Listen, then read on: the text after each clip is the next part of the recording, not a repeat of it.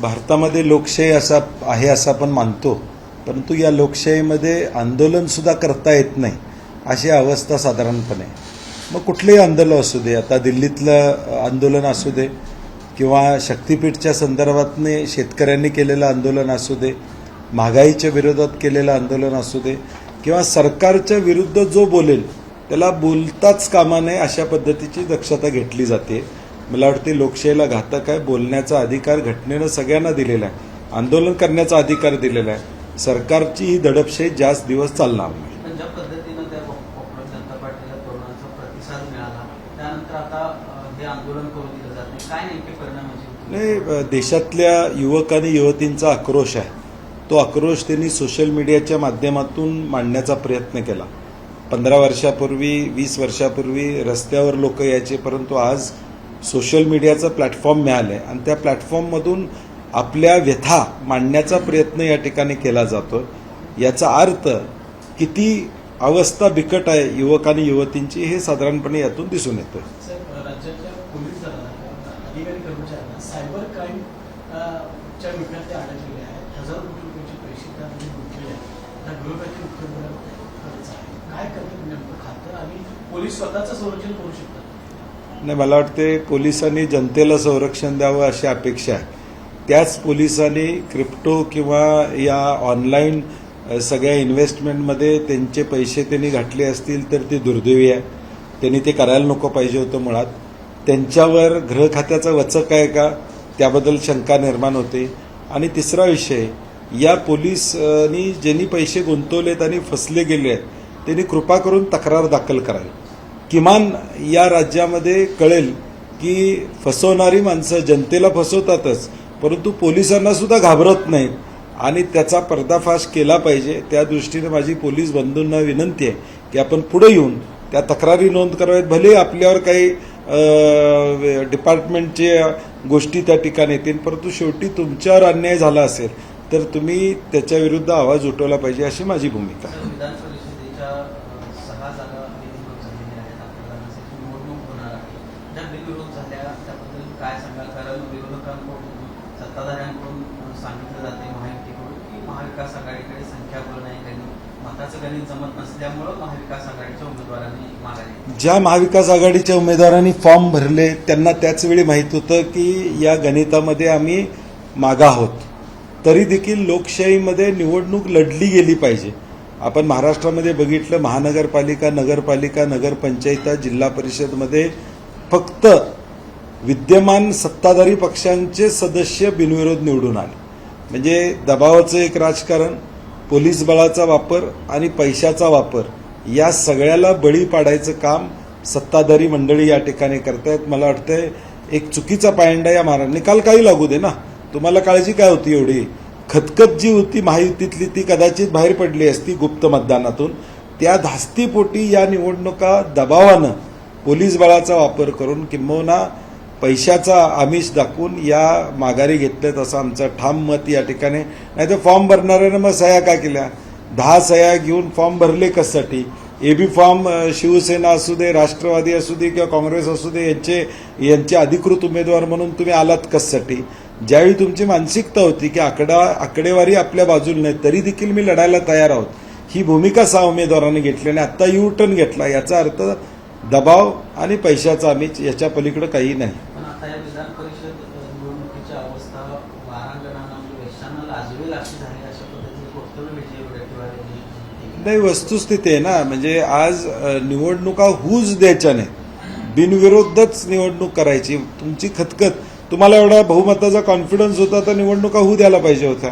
तुमचे 400 450 मतदार जे आहेत त्यांना मतदान टाकायला लावायला पाहिजे होतं. लोकशाहीमध्ये मताचा अधिकार मिळालेला आहे, तो मताचा अधिकार तुम्ही का हिरावून घेता? त्यामुळं खतखत होती महायुतीत, भीती होती. त्याच्यामुळे या विधान परिषदमधून एक चुकीचा मेसेज राज्यामध्ये गेलेला आहे जो स्थानिक स्वराज्य संस्थेमध्ये देखील गेला होता. राज्याच्या मंत्र्यांसह मुख्यमंत्र्यांचं शासकीय अधिकारी किंवा वरिष्ठ मंत्र्यांचे अधिकारी ऐकत नाही अशी स्वतः मुख्यमंत्रीच तक्रार करतात, त्यांची कानउघाडणी करतात. काय चाललंय राज्यामध्ये? मुख्यमंत्र्यांचं बोल आहे, शासनाचं गव्हर्नन्स फेल्युअर आहे. 14,000 पुरुषांना जर लाडक्या बहिणी योजनेमध्ये महिला म्हणून अनुदान मिळत असेल आणि सरकार ते अनुदान देत असेल तर किती गव्हर्नन्स फेल्युअर आहे हे सांगण्याची गरज या ठिकाणी नाही. दुसरा मुद्दा, मुख्यमंत्र्यांचं कुठली बैठक असते त्यावेळी ती इन कॅमेरा बैठक असते. इन कॅमेरा बैठक असते, प्रसारमाध्यमं त्यामध्ये नसतात. हाच एक व्हिडिओ लीक करून काय दाखवत आहे तुम्ही की मी खडसावतोय, मी कॉन्ट्रॅक्टरांना पाठीशी घालत नाही, मी कॉन्ट्रॅक्टरांना ज्या भाषेत बोलावं लागतंय त्या भाषेत मी बोलण्याचा प्रयत्न या ठिकाणी करतोय. हा दिखावा आहे. तुम्ही कॉन्ट्रॅक्ट देताना कॉन्ट्रॅक्टर कोण होता त्याची माहिती घेतली नाही का? किंवा 2 वर्ष 3 वर्ष प्रलंबित काम आहे त्याचा आढावा तुम्ही या ठिकाणी घेतला नाही का? मुख्यमंत्री स्वतः म्हणतात की मी जाता येता बघतोय काम चालू नाही आहे किंवा कामामध्ये त्या ठिकाणी दिसत नाही. याचा अर्थ तुमचं गव्हर्नन्स फेल्युअर आहे. आता ते फेल्युअर कॉन्ट्रॅक्टरच्या माती कसं मारायचं यासाठी हा व्हिडिओ लीक केलेला आहे. नाही तर माझी मुख्यमंत्री महोदयांना विनंती आहे की सगळ्या बैठकीचं प्रसारमाध्यमांसमोर घ्याव्यात. ही एकच बैठक तुम्ही लीक कशी करता? म्हणजे तुम्हाला दाखवायचं आहे की मी काहीतरी करतो हे दाखवण्यासाठी हा व्हिडिओ लीक केलेला आहे. माझं म्हणणं आहे जर आढावा बैठका तुम्ही राज्याच्या घेत असतील, खाजगी राहू देत, पॉलिटिकल तुमच्या बैठका राहू देत, राज्याच्या प्रश्नासंदर्भात ज्यावेळी अधिकाऱ्यांच्यावर आढावा बैठक घेत होतात तर माझं जाहीर आव्हान आहे सरकारला की सगळ्या बैठकीमध्ये प्रसारमाध्यमांना उपस्थित ठेवावं. मग तुमचं खरं कळेल की तुमची भूमिका नेमकी राज्याच्या हिताची आहे का फक्त दाखवण्यापुरते हे लक्षात येईल. भाजपच्या मित्रपक्षाच्या विरोधात उघडपणे बोलायला लागेल अशी स्थिती आहे. अब्दुल सत्तार यांनी परवा संजय शिरसाट यांनी तर भाजप आम्हाला संपवायला निघाला अशा पद्धतीची वक्तव्य केलेलं आहे. कसं बघता एकूणच या विशेषतः शिंदे गट फार यामध्ये नाही, शिंदे गट असू दे किंवा अजितदादा गट असू दे, हा संपला पाहिजे ही भाजपची भूमिका प्रामुख्यानं त्या ठिकाणी. म्हणूनच 2 मंत्र्यांच्या ताब्यातले 2 जिल्हा परिषद सदस्य साताऱ्यामध्ये पोलीस काढून घेऊन जातात. ह्याच्यापेक्षा अजून अपमान काय असतो? म्हणजे त्या मंत्र्यांनी मंत्रिपदावर राहायला नको पाहिजे होतं स्वाभिमानानं, त्या ठिकाणी ताबडतोब राजीनामा द्यायला पाहिजे होता. तुम्ही जर तुमच्या जिल्हा परिषद सदस्याचं संरक्षण करू शकत नसला तर कार्यकर्त्याला आणि पक्षाला काय ताकद देणार? भाजपचा अजेंडा 2029 आहे. स्वबळावर ही निवडणूक विधानसभेची लढवावी अशी त्यांचा प्लॅन त्या ठिकाणी ऑलरेडी आहे. त्यामुळे ते हे दोन्ही पक्ष संपवायचा, ज्या पद्धतीनं शिवसेनेला बरोबर घेऊन त्यांनी संपवलं त्या पद्धतीनं हा त्या ठिकाणी प्रयत्न आहे. आणि त्याचं आता त्यांनाही कळायला लागले की बाबा आता आपण चुकलेलो आहोत, परंतु वेळ निघून गेली आहे. शिवकुमारांनी मुख्यमंत्रिपदाची शपथ घेतली, त्याच्यानंतर लगेच रामलिंग रेड्डी यांनी मंत्रिपदाचा राजीनामा दिला. कर्नाटकमध्ये सगळं काही ठीक आहे? नाही, ठीक आहे. म्हणजे 8 वेळा निवडून आलेले आहेत रामलिंग रेड्डी, त्यांचा काहीतरी विषय असेल म्हणून त्यांनी भूमिका घेतली असली, परंतु शेवटी पक्ष जो निर्णय घेईल त्याला ते बांधील राहतील याची आम्हाला खात्री आहे. आणि DK शिवकुमार एक कणखर नेतृत्व आहे.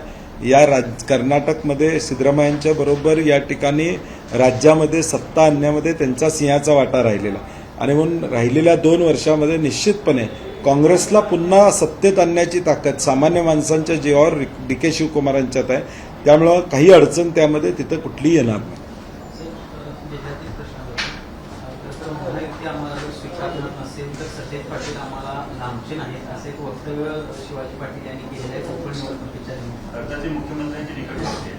नाही, मी गेले 3 महिने सांगत आलोय शिवाजी पाटलांनी जी भूमिका मांडलेली आहे त्यांना बोलवून घ्या, त्यांच्याशी चर्चा करा. महायुतीतले ते एक घटक आहेत, त्यांच्याशी संवाद साधा आणि त्यांच्या मनात जे गोकुळबद्दल समज गैरसमज आहेत ते काढावेत. हा प्रयत्न दुर्दैवानं महायुतीतून झालेला नाही. आता ते काय भूमिका मांडतायत? चंदगड आजरा गलिंग्रज बरोबर आहे, कारण की म्हैशीचं दूध आमच्या गोकुळमध्ये चंदगडमधून मोठ्या प्रमाणात त्या ठिकाणी येतं. सिंहाचा वाटा या दूध कलेक्शनमध्ये या 3 तालुक्याचा आहे. आम्ही ज्यावेळी मागच्या वेळी पॅनल त्या ठिकाणी केलं त्यावेळी अंतर्गत कलहामुळं राजेश पाटलांच्या सौभाग्यवती असतील, त्यांचे चौगले म्हणून दुसरे उमेदवार असतील किंवा विद्याधर गुरबे असतील, हे 3 उमेदवारांचा पराभव झाला. माई रेडेकर मामी या एकट्याच निवडून आल्या आणि म्हणून त्या भागातून नेतृत्व असलं पाहिजे ही भूमिका ते त्या ठिकाणी मांडतात. मला वाटते काही चुकीचं असं मला वाटत नाही. आणि मी सातत्यानं सांगत आलेलो आहे की जिल्हा मध्यवर्ती बँक असू दे किंवा गोकुळ असू दे, याच्या पायऱ्या चढताना पक्षीय पायतान आम्ही बाहेर ठेवतो. त्यामुळं पुढच्या काळात आता अजून 2 महिन्यात निवडणुकीला काय काय होते बघूया. आम्ही तर राजश्री शाहू समविचारी आघाडी म्हणून आलेलो आहोत पुढं. आता जे येतील त्यांना बरोबर घेऊन जायचं. नाही, आज त्याच्यावर आज त्यांनी काय सांगितलं की महायुतीत मी आहे परंतु माझ्यावर जर अन्याय होत असेल तर मला पर्याय उपलब्ध आहे. शेवटी या सगळ्या गोष्टी आपल्याला आठवत असेल की 10 वर्षापूर्वी निवडणूक लढलो त्यावेळी संजय बाबा घाडगे आणि चंद्रकांत बोंद्रे हे 2 उमेदवार माझे निवडून आले होते. घाडगेंची उमेदवारी शेवटच्या दिवशी फायनल झाली होती, तिथं रद्द झाल्यानंतर. त्यामुळं ह्या पॅनेलची रचना करत असताना जे घटक किंवा ज्या गोष्टी घडतील त्याच्यावर आमचं लक्ष असेल आणि अजून वेळ आहे. आता मुळात ज्या कायदेशीर संस्था आहेत, दूध संस्था, त्या 427 बद्दल आम्ही कोर्टात जाणार म्हणलं, ताबडतोब सरकारनं 270 पात्र केल्या. मग तुम्ही अपात्र का केल्या होत्या? राजकीय दबावपूर्वी केल्या होत्या का? फक्त माझं वक्तव्य की मी कोर्टात जाणार म्हणल्यावर रात्रीत आदेश फिरतो आणि रात्रीत 270 पात्र होतात. आणि तशाच या 1100 संस्था देखील पात्र झाल्या पाहिजेत, मताचा अधिकार त्यांना मिळाला पाहिजे. ही माझी भूमिका प्रामुख्याने याच्या पाठीमागची. शिवाजी पाटील म्हणतात सत्ताई पाटील मला दूर नाही. नाही, मी मस्त उत्तर दिलं ना त्याचं. कारण की नाही, माझी त्यांची कुठलीही चर्चा या संदर्भातली नाही आहे, माझा त्यांच्याशी कुठलाही संवाद या संदर्भातला नाही आहे. परंतु त्यांनी त्या तालुक्याचा आमदार म्हणून भावना व्यक्त केली. त्यांनी मध्ये सांगितलं राजेश पाटील आणि मी एकत्र आलं, म्हणजे एकत्र आलं पाहिजे. शेवटी प्रत्येक नेतृत्व जे करतं, आम्ही आता कोल्हापूर म्हणून कोल्हापूरचा विचार करतो, ते तालुक्यातले आमदार आहेत, ते तालुका म्हणून तालुक्याचा विचार करत असतील तर काही अयोग्य असं मला वाटत नाही. पण काल बोलताना त्यांनी उघडपणे चंद्रकांत दादांच्या बद्दल देखील नाराजी व्यक्त केली. भाजपमधल्या 2 बड्या घराण्यांची नावं घेऊन हा पक्ष त्याच लोकांकडे चाललाय का, असा प्रश्न देखील त्यांनी या बैठकीला समीर कदमला बोलवलं जाते, मला बोलवलं जात नाही, जिल्ह्याच्या बाहेरच्या व्यक्तीला. नाही, मला बरोबर आहे. मी म्हणलं, मगाशी म्हणलं, त्यांची खतखत काही चुकीची असं म्हणता येणार नाही. ते महायुतीचे आहेत, सातत्यानं सांगतात की महायुतीचं आहे, मी देवेंद्र फडणवीसांच्या पुढे जाणार नाही हे सांगत असताना त्यांना विश्वासात घेतलं पाहिजे. साधारणपणे सगळ्यांशी चर्चा करत असताना घ्यावं, त्यांची अपेक्षा असणारच. आणि कोल्हापूर जिल्ह्याचा निर्णय होत असताना कोल्हापुरातले माणसं असणं हे म्हणणं त्यांचं काही चुकीचं असं मला वाटत नाही. एकीकडे पालकमंत्री असं म्हणतात की सतेज पाटील यांचं आमच्या सगळ्यांच्या हालचालीवर बारीक लक्ष आहे. इतके सगळे नेते एकत्र येऊन सुद्धा सतेज पाटलांची धास्ती महायुतीने घेतलेली असं म्हणायचं नाही, धास्ती नाही. माझी भूमिका ही दूध उत्पादकाच्या बाजूची आहे. मी नेहमीच ज्यावेळी 10 वर्ष ही गोकुळची निवडणूक मी लढवतोय, एक विचारानं निवडणूक लढवतोय की कार्यकर्त्याला तिथं संचालक म्हणून संधी देत असताना जो दूध उत्पादक 5.5 लाख या जिल्ह्यातला आहे त्याला न्याय मिळाला पाहिजे. आम्ही कोट्यावधी रुपये गोकुळचे मागच्या 5 वर्षामध्ये वाचवलेले आहेत.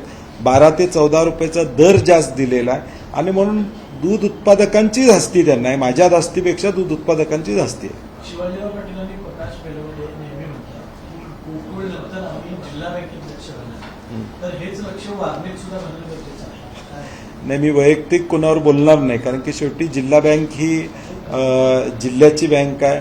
वारणा वैयक्तिक त्यांचा त्या ठिकाणी संघ आहे, त्यामुळे त्याच्यावर मी बोलणं वैयक्तिक ठरणार नाही. परंतु जिल्हा बँकेत सुद्धा त्यांनी लक्ष घालण्यापूर्वी त्यांना बोलवून घेतलं पाहिजे, त्यांच्याशी चर्चा केली पाहिजे. त्यांच्या मनात प्रकाश बेलवडे किंवा शिवाजी पाटलांच्या मनात काही शंका असतील तर त्याची उत्तरं त्या ठिकाणी दिली पाहिजेत, समाधान केलं पाहिजे. शेवटी सहकार काय आहे, सगळ्यांना बरोबर घेऊन जाणाऱ्याला सहकार म्हणतात. त्यामुळे त्यांना विश्वासात घ्यावं अशी आमची महायुतीला विनंती आहे. कारण की महायुती आहे ती, म्हणजे हिमालयासारखी महायुती आहे, आम्ही सह्याद्री.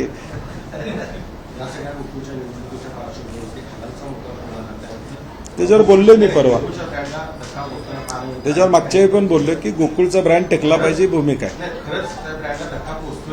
नाही, माझं म्हणणं आहे की आपण राजकारण आपल्याकडे ठेवूया, परंतु गोकुळ टिकला पाहिजे. हा 5.5 लाख शेतकऱ्यांचा जीवन मरणाचा प्रश्न आहे, तो टिकला पाहिजे अशी आमची भूमिका आहे. गोकुळच्या निवडणुकीच्या निमित्तानं पूर्ण तयारी झाली का लढण्यासाठी, कशा प्रकारचा निकाल येईल? कारण दुसरीकडे आपण पाहतो की म्हटलं जातं की 25च्या 25 आमचे सगळं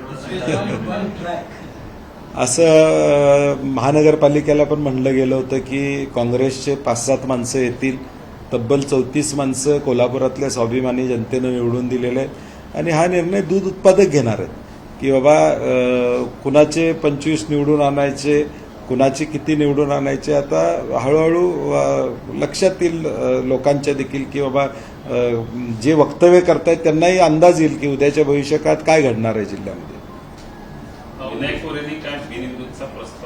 नाही, तशी काही चर्चा नाही माझी.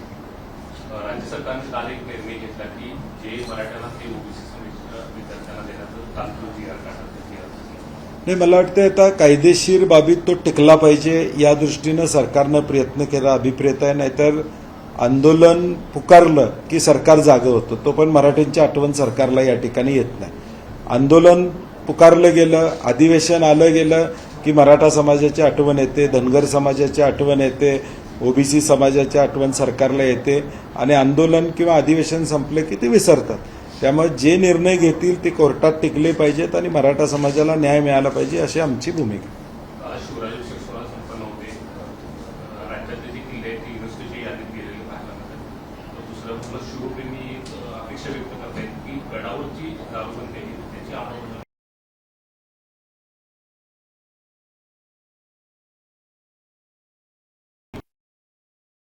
परंतु युनेस्कोनं काही अटी शर्ती घातलेल्या आहेत आणि त्याचा रिव्ह्यू ते पुढच्या 5 वर्षात पुन्हा करणार आहेत.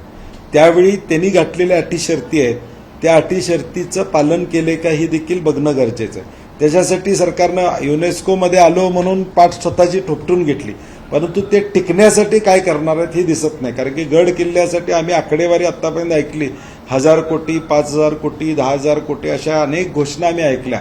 परंतु प्रत्यक्ष छत्रपती शिवाजी महाराजांच्या गड किल्ल्यावर तशा पद्धतीची रचना किंवा तो खर्च झालेला बघितला तर अजून दिसत नाही.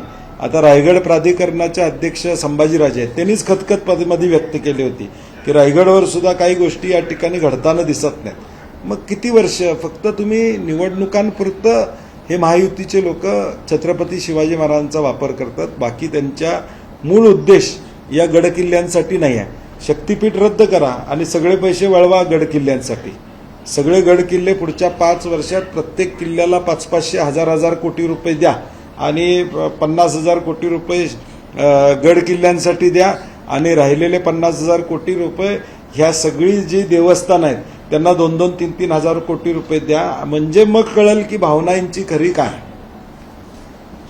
तारखेला शक्तीपीठचा तयारी झालेली आहे. कारण वेगवेगळ्या ठिकाणी तुम्ही सभा घेतल्या, प्रतिसाद लोकांचा कोल्हापूरमध्ये लोकांचा प्रचंड असा विरोध या शक्तीपीठ महामार्गाला, कारण की गरज नसलेला हा महामार्ग आहे. त्यामुळे आमची भूमिका त्या संदर्भातली स्पष्ट आहे की रत्नागिरी नागपूर हायवे असताना शक्तीपीठ महामार्गाची गरज नाही. हेच पैसे तुम्ही गडकिल्ल्यांसाठी द्या, हेच पैसे देवस्थानला या ठिकाणी द्या, हेच पैसे गावातले रस्ते करण्यासाठी द्या. कोल्हापूरमध्ये शक्तीपीठ करण्यापेक्षा कोल्हापूर शहरातल्या रस्त्यांसाठी 1,000 कोटी रुपये द्या. आमचे निदान रस्ते तरी व्यवस्थित कोल्हापूर शहरातले त्या ठिकाणी होतील. आणि म्हणून मला वाटतंय प्रायोरिटी या सरकारची कॉन्ट्रॅक्टर धार्जिन प्रायोरिटी आहे, त्याला विरोध करण्याची भूमिका आमची राहील.